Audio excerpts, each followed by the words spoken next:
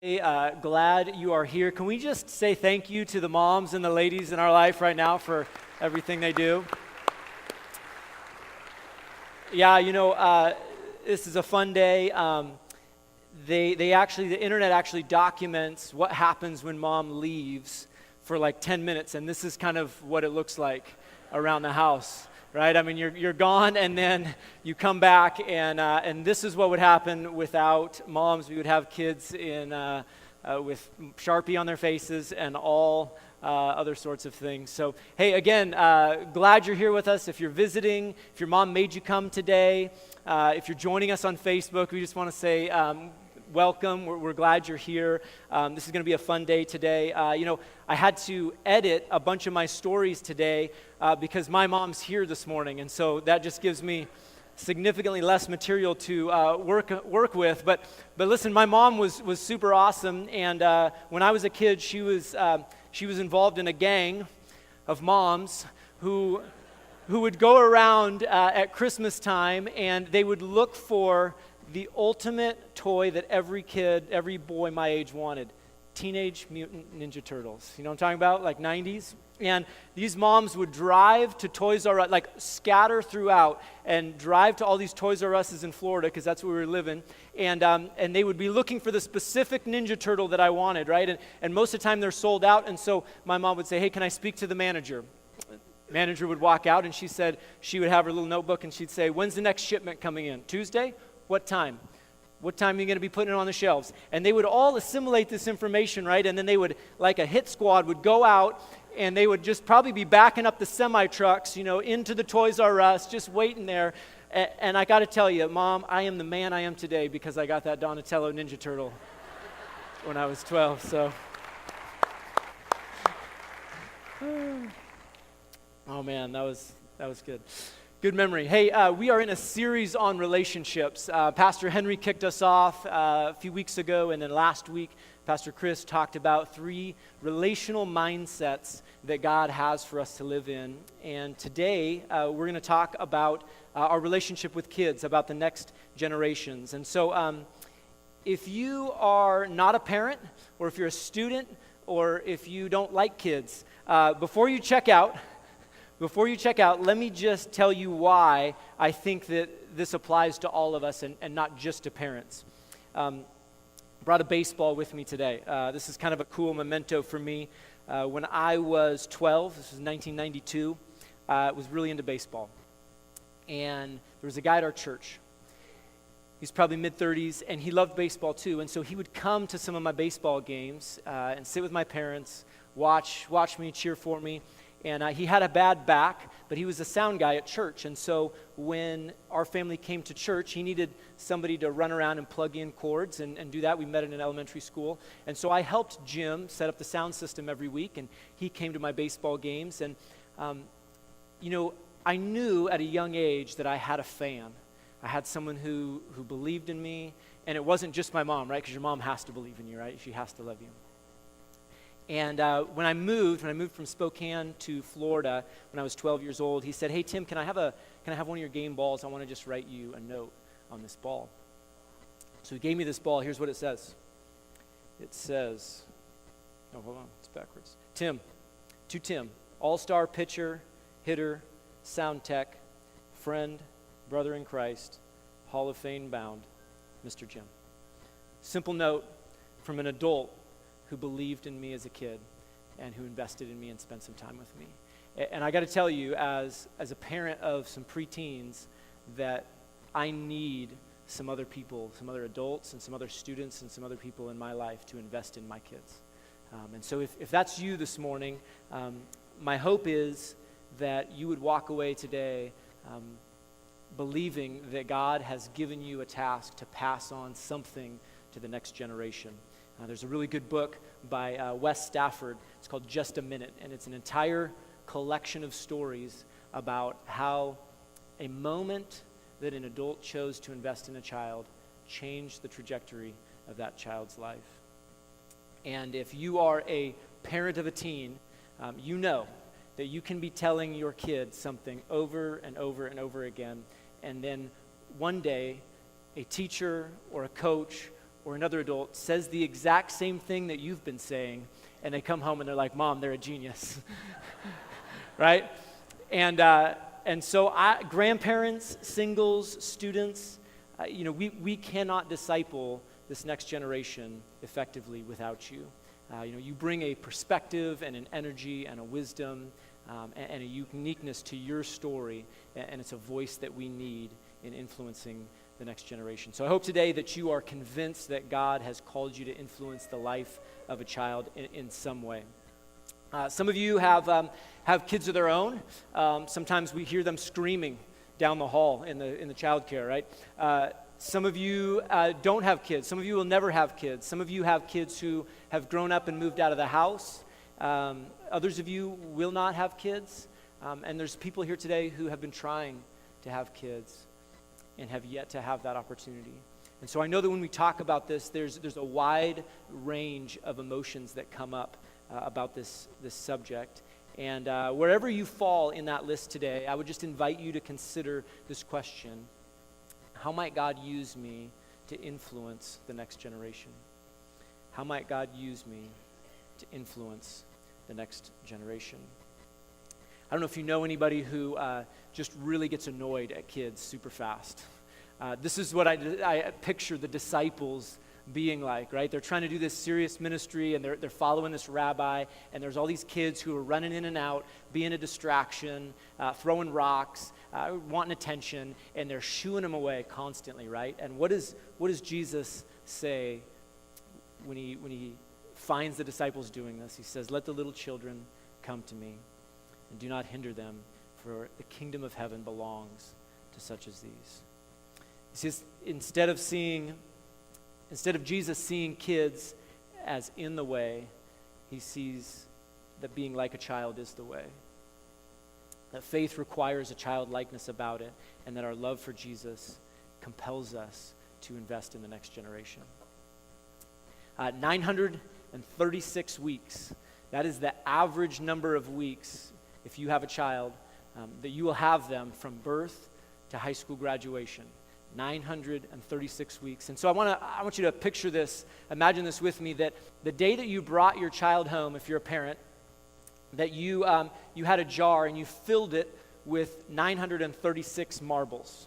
Okay, this is a visual representation of the unique time you have to invest in your child's life from birth through high school graduation, and that every week, I want you to imagine that you would take a marble out of that jar and you would visually watch the time with your child decrease. It's kind of depressing, huh? Yeah, sorry about that. On Mother's Day, right? My guess is, though, that if we had a visual representation of the time that we have with our children, the limited time, that we would tend to do more with the time that we have now.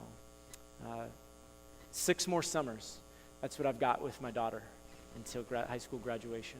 Whatever unit of time measurement you need to use to help visualize your limited and our limited time as a community to invest in kids, whatever you need to do, you do that. But think and make a point of visualizing this limited time.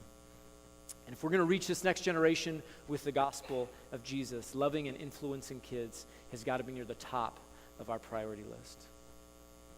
Okay, so go ahead and turn to Deuteronomy chapter 6. We're going to be mostly in that chapter today. We're going to look at a really well-known passage. It's kind of called the Shema in Jewish circles, and it was a daily prayer that Jews would pray every day, including Jesus. The book of Deuteronomy was written by Moses to this nation of Israel at the end of their 40 years of wandering in the desert.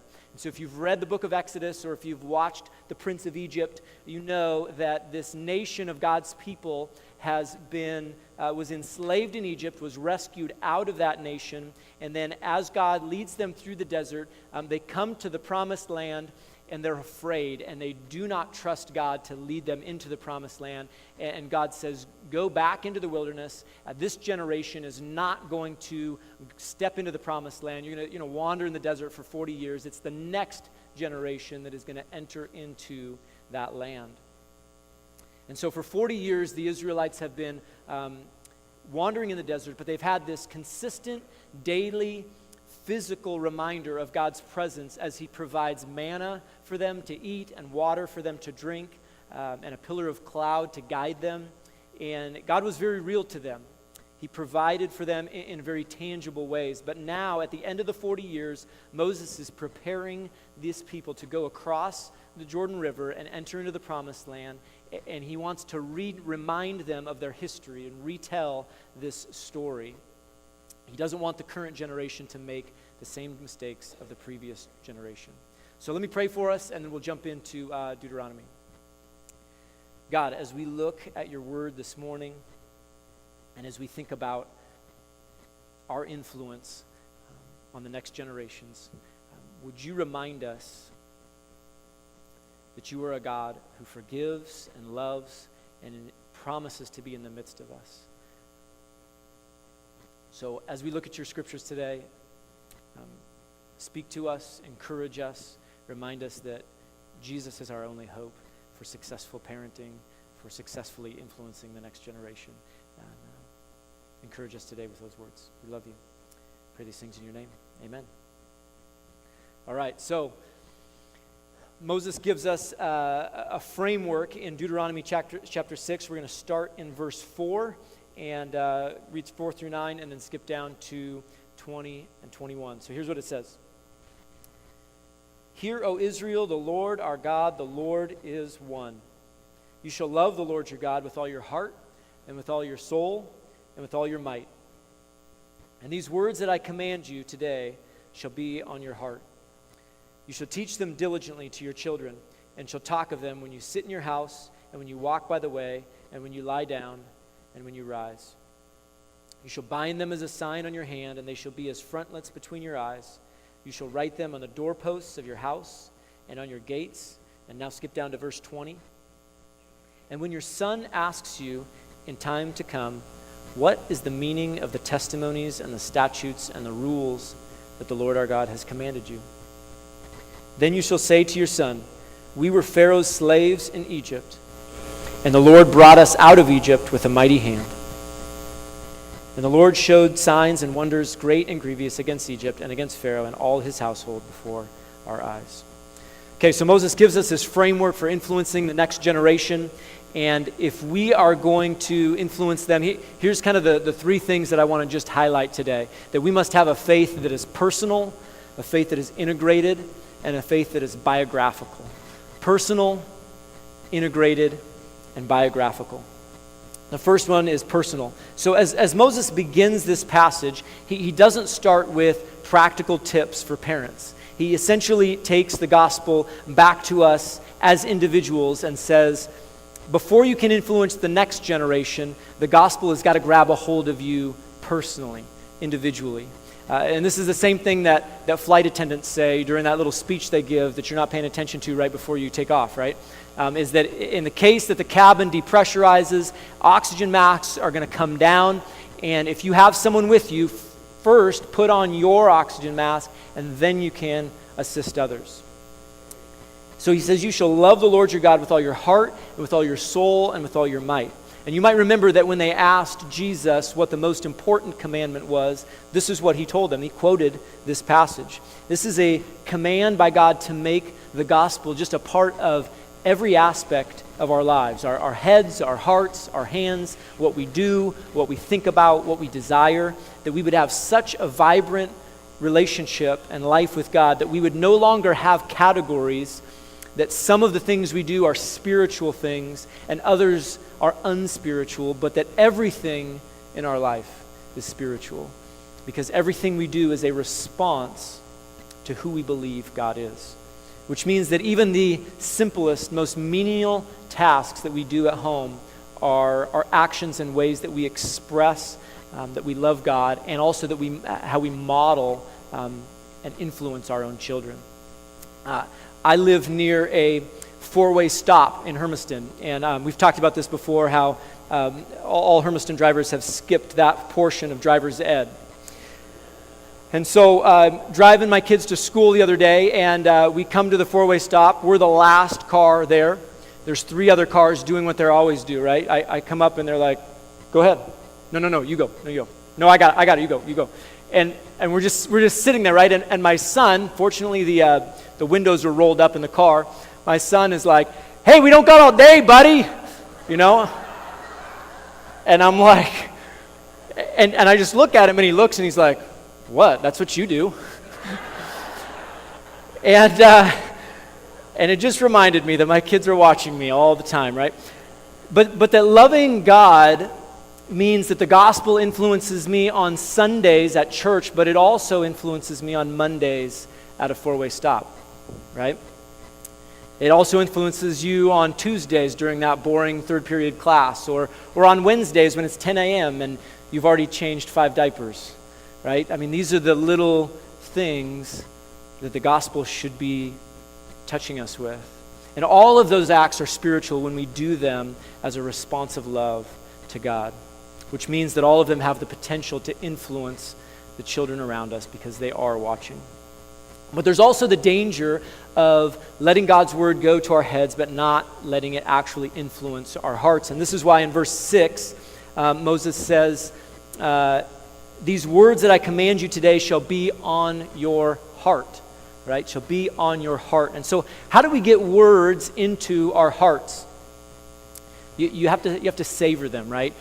When Heather and I were in college, they had this campus mailbox system, and so we would do this cute thing where we passed notes to each other through the campus mail system. And so you could cut out cards and make handmade things, write notes on them, and you just write their name and their mailbox number, and it would get them. And so I would get these notes, right, and they might have a joke about them, or they might have something cute, and I would just look at them, and then I would laugh. I would write something back, right? I would write something funny, and we're exchanging these notes back and forth, and I still have a whole box of these, right? I mean, they're super fun and super cute, but we just savored each other's words. We read them over, and there was a response there. And if we're going to be the kind of people who influence the next generation for Jesus, we have got to have God's words and this conversation and this dialogue, this back and forth, as we're savoring those as love notes, that God would be speaking truth and life into us. We've got to get Scripture to speak to us on that kind of level. There's this verse in Acts where Peter and John are sharing the gospel, and this crowd around them says, when they saw the boldness of Peter and John and perceived that they were uneducated, common men. Kind of maybe a dig there, right? They could just perceive that they weren't very educated. And they were astonished, and they recognized that they had been with Jesus. You might not have a seminary degree or be able to explain the nuances of theological aspects of your kids' spiritual questions, but you can show them that you've been with Jesus. There's no life hacks for this category, right? You can be a morning person, or you can be a night owl, or you can worship and pray on your commute to work, but there's no shortcuts. If you're going to be a person of influence in a child's life, you need to spend time with Jesus. And so would the kids in your life, would the kids that you interact with, would they know that you have been with Jesus? I have great parents, and I'm not just saying that because they're here today and they drove a long way and it's Mother's Day. Okay, they're good parents. And I remember that sometimes as a kid we did this family devotional, right? And we had this big book, and I even remember it had a picture of a bear on the front of this big brown book. And every once in a while, my dad and my mom would get my 2 younger brothers and I, and we would come together in the living room, and there was these stories. It was kind of a book about the animal kingdom and nature, and the book was trying to relate a characteristic about an animal and kind of relate that to a spiritual principle. And I got to tell you, I remember 0 stories from that book. Sorry, Dad. Good effort, right? What I do remember was my dad down in his office with his Bible open. That was a regular occurrence in our house. What I do remember was opening the door to my parents' bedroom and seeing my mom on her knees. I do remember that. I do remember that my parents had been with Jesus. And if we're going to influence our children to follow Jesus, we've got to have a faith that authentically and personally connects to this life that Jesus gives us. So the first thing is that it's personal. The second thing that this faith requires is that it's integrated. It's integrated. So read in down here in verse 7, it says, and you shall teach them diligently to your children. Diligently, intentionally, purposefully, carefully. Impress them on your kids. Get those words inside your kids. Kids are not just going to inherit your faith because you're around them. Investing in the spiritual lives of your kids has to be something that happens regularly and on purpose. But it happens best when it's integrated into everyday life. I want you to look at that verse. Look at what Moses says, the places that we're invited to teach and influence our kids. When you sit in your house, this is our private life, right? That nobody else really usually sees. When you walk by the way, this is our public life, at work, at school, at Walmart, at four-way stops. When you rise, any morning people here? Yeah, this is early service. When you lie down, this is the night people, right? Well, they're not here till second service because they were up late last night. But this is all encompassing, right? This is all places at all times. This is when teaching and influencing happens best. And I find it interesting that church is not on this list. It's not specifically mentioned as part of the list, because oftentimes we think of Sunday school and church as the primary place where our kids learn about God, but that's just not true. They learn about God most at home. Check out this graphic. This is a comparison of the average amount of influence in hours per year that the church has, which is about 40 hours per year if you're the average attender and you come to New Hope, versus the 3,000 hours a year that the average parent has influencing their kids. I love our kids program at New Hope. When we got here, we came to New Hope 7 years ago because there was, one of the reasons was because there was a great kids program. We have some great teachers who love and model Jesus to our kids. But if you are hoping that your child's Sunday school teacher is going to do the heavy lifting when it comes to discipling your child, you're selling yourself short. The greatest potential for spiritual growth for your child happens when you take the daily opportunities to point your kids to Jesus, and then the values of the gospel are reinforced at church by a group of adults who care for and are present in your child's life. You know, there's opportunities all around us. And so here's what this conversation looks like in my house on a good day. We pull up to the four-way stop. Hey, Rain, you think that guy that was honking was mad at me? Yeah, I do. You ever get mad? Yeah. You think Jesus ever got mad? Maybe. I don't know. And then we have this conversation about anger and about what anger looks like, and is that okay, and is that not okay, and if it's okay, then what are some ways that we can actually deal with that and handle that, and so we start this conversation out of the spontaneousness of being with our children on the way. And there's really just no silver bullet for parenting this way. I really like the Jesus Storybook Bible. I think we talked about that at the parenting seminar. I've told you guys about that. But it's not a silver bullet. It's not like if you get this devotional, or if you have your kids memorize these verses, or if you do this program or read this book, that your kids are guaranteed to turn out like this or to do this. It can't replace the kind of parenting that only you can do along the way. Eugene Peterson has a book called A Long Obedience in the Same Direction. And this is the kind of consistent, regular influence that you are going to have to invest in kids over time to help disciple them and to help them to know Jesus. You know, we talked last week at the parenting seminar about how for most of us as parents, we feel like we're failing at some level at discipling our kids. We just don't know it all. We're not equipped to deal with everything that a child brings into our life. And here was Trista's advice to us. No matter how long you've been a Christian, or no matter how much or how little discipling you've done, start where you are and start now. And that's my encouragement to you. So whether you're a new Christian and you're looking for a place to start, or whether you're a seasoned Christian, start wherever you're at and start now. And I think there's great opportunities that we have as parents to influence our children during 3 times. So let me just mention those real quick. Mealtime, drive time, and bedtime. Okay? 3 times. Mealtime, drive time, and bedtime. Mealtime, when your family's gathered, we sometimes have this Would You Rather book that we use at youth ministry where we just ask our kids a funny question. Would you rather do this or that? There's lots of tools to help get conversation going, but utilizing that time when your family is in front of each other around a meal is an opportune time for you to influence them. Drive time, when your kids are in the car, if you can have them put down their devices for 10 minutes, right? Sometimes when we're driving, if we see a homeless person, we might ask, hey, what do you think God thinks about the homeless and about the poor? And what should our response be, right? Because our eyes are up and we can have these conversations just with what's happening around us in the car. Bedtime, kids are great at trying to stay up past their bedtime, right? You know what I'm talking about? I need a drink of water. I can't sleep. It feels like there's a monster under my bed. I'm scared. You rattle off whatever that list looks like at your house. And my son knows this is my weak spot, right? And he knows I'm tucking him in and it's time to go to bed.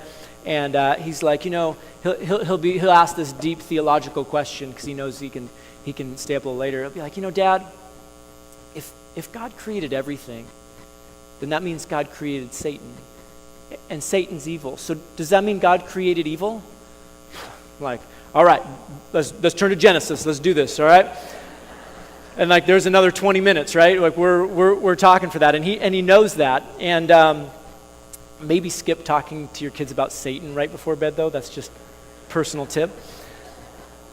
Wait till morning, Mealtime, drive time, bedtime. Let me tell you about a super cool app real quick called Parent Cue. CUE, Parent Cue. If you have a mobile device, you can enter your kid's name, and it's got great discussion questions and little devos that'll pop up at those times in the morning, or whip it out and it'll say, here's some discussion questions when you're driving in the car. It's a great app that I encourage you to listen or to check out. Okay, if we're going to influence the next generation, we got to have a faith that's both deeply personal, holistically integrated, and then it's also biographical, that it tells our story. And so Deuteronomy is this account of Moses' last sermons to the nation of Israel before he dies. It's the pep talk before the big game. And if you read the first few chapters of the book, you see that Moses actually rehashes all of the major failures of Israel. And I'm not a coach, but if I'm giving a pep talk, I'm probably not going to talk about the worst times of our team's history. But this is where Moses starts, right? And in God's kingdom, failure is really the only place to start. Moses knows that a generation of kids is growing up that did not know slavery in Egypt. They didn't see God part the Red Sea.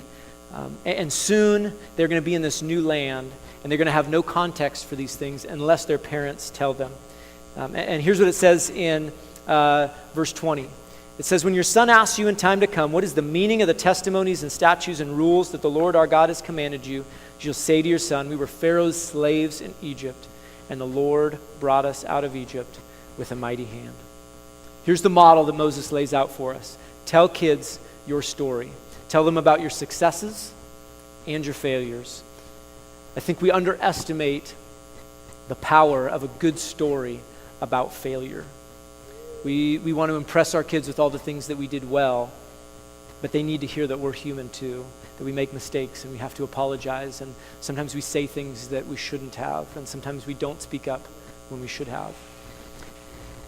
And we pass on to the gospel, we pass on to the next generation the gospel when we share our personal story, our biography. It's got to be personal, and it's got to at some level be painful, because we all have sin, and that sin either hurts you or it hurts somebody else, and for sure that was painful to God, because he took that pain to the cross with him, and he paid for it and died for it. And so all of our stories have something that is painful, some element of failure to them.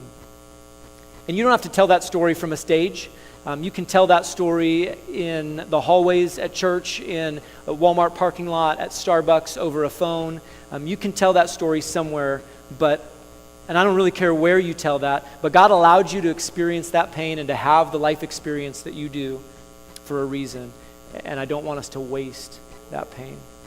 So let God use your story to help heal or to help influence a child's life. If we're going to influence the next generation, we've got to have a faith that's personal, that's integrated, and that's biographical. We've got to tell kids our story the way that God rescued us. And so I'm going to ask the worship team to come back up. And, listen, for those of you who have kids, I know the task of parenting can seem overwhelming and that we don't feel equipped with all the tools that we need to do this well. And I also know that today, on Mother's Day, this is not the happy Hallmark holiday for all of us, that there are many of us in here who have a strained relationship with mothers or children, or maybe you have struggled with infertility, or maybe you have lost a child. And I know that days like this can be a reminder of those painful parts of our history. I also know that God is in the midst of that pain, and there's a verse in the next chapter of Deuteronomy where the people are getting ready to go in, and Moses knows they're going to be scared of this at some level, and he says, "You shall not be in dread of them." That's all the fear and the pain and the things that are ahead. "You shall not be in dread of them, for the Lord your God is in your midst, a great and awesome God." Walking with each other through pain is one of the things that God calls us to do. Earlier this year, our community had a student, a high school student, who lost her life. And we opened up our home one night and just said, anybody who wants to come talk can come hang out with us. And we had a couple students that came and we talked for a little while. And then at the end, another parent showed up. And she just came in and she hugged a couple kids. She cried with them and she told them that she loved them. Because bringing the gospel to the next generation requires that we show up in their pain and in each other's pain. Jesus offers the kind of peace and comfort that can sustain you through the deepest amount of pain that life has to offer. So let me just invite you this morning, if you have never made a relationship with Jesus personal, if you have never taken that step where you've said, this is going to be my relationship. This isn't just a God that I pray to when I'm in trouble. This is a God that I want to live and breathe and influence my spirit and my life and everything I do. Would you just close your eyes for a minute? And as we close our eyes and as we just bow our heads, if that's you, if you've never made Jesus personal, let me just invite you to pray something like this. God, I know that I have failed and that I am not adequate to get through this life on my own. And so this morning, as I think about the next generation, I know that I need to make you the personal part of my life. So God, come and live inside of me, shape me and mold me, heal me from the wounds and the pain that I have in this life, and help me to live and to walk in your ways. Amen. Can I just invite you to stand right now?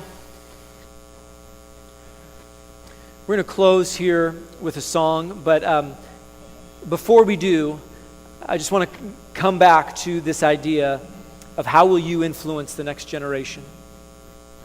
There's a bunch of opportunities to volunteer for VBS, a bunch of opportunities to volunteer in kids ministry in the next couple weeks. I would encourage you to consider investing in those things.